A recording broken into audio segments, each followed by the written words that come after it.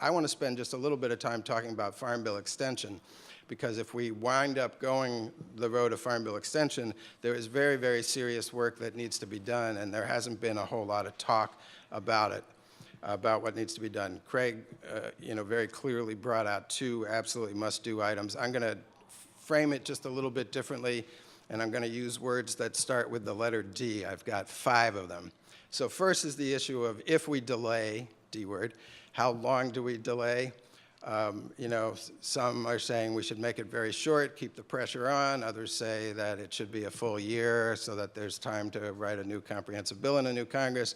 There's all sorts of permutations. I think at the end of the day, if we're going down this road and there's a fiscal cliff compromise, kick the can down the road kind of bill, whatever the timeline is there for what would essentially be a modified budget reconciliation process, the same timeline will apply to the Farm Bill. So maybe it will be June 1st, maybe it will be September 1st, but it would be surprising if the Ag Committee's got a different date than everybody else. So that's the first D word. The second D word is disaster. We don't need to do a separate disaster bill if we pass a real Farm Bill. It already takes care of the livestock and tree assistance programs that need funding. But if we're in an extension situation, then presumably Congress is going to want to supply some dollars for current disaster relief. So the money for that would have to be found. The third D word Craig's already mentioned, which is dairy. A simple, clean extension doesn't work for dairy because there isn't much left to extend. Of course, both the House and Senate bills have different forms of the dairy margin protection program.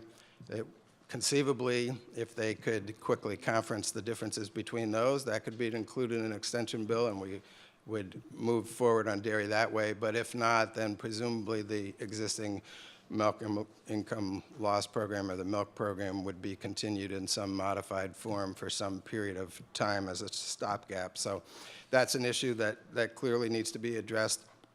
The one nearest and dearest to my heart, I'm going to call development, another D word.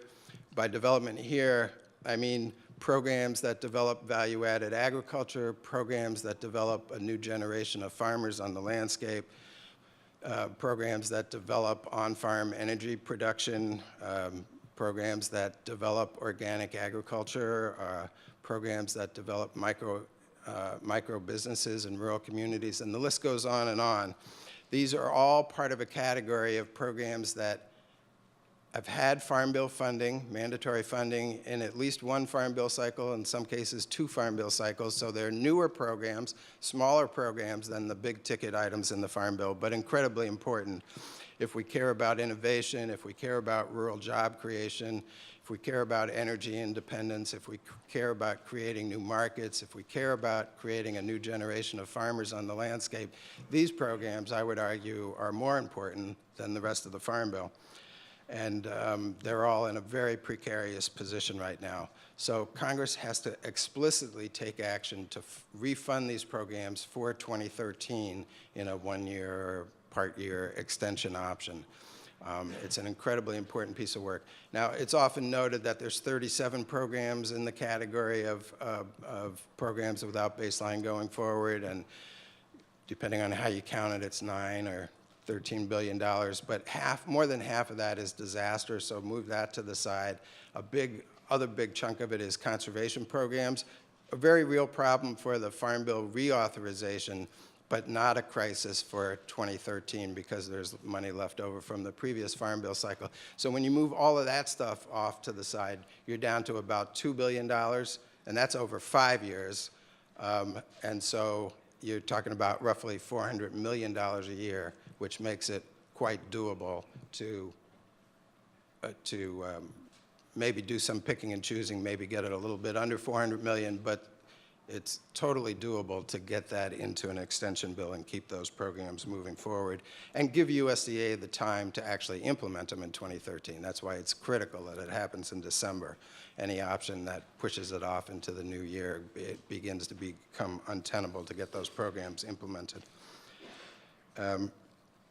So the disaster, dairy, development. The next D word is down payment. It's a down payment on farm subsidy reform.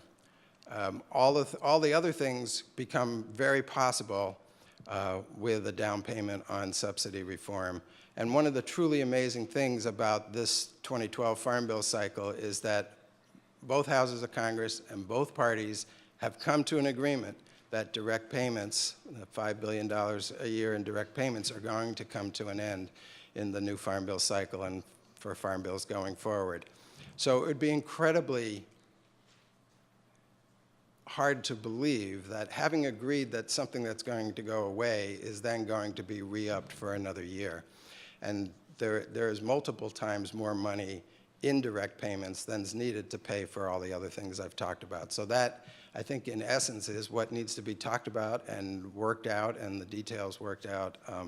And if people want to add a sixth D to my 5 Ds, and that would be deficit reduction, there's enough money to also do some of that from that direct payment baseline. So that's, in some, what I would see going forward as the key things that need to be dealt with in a Farm Bill extension. And, again, the best option is to actually get the real bill done. That would be the best way to go, but incredibly difficult. So I think we need to also start talking seriously about what goes into an extension bill.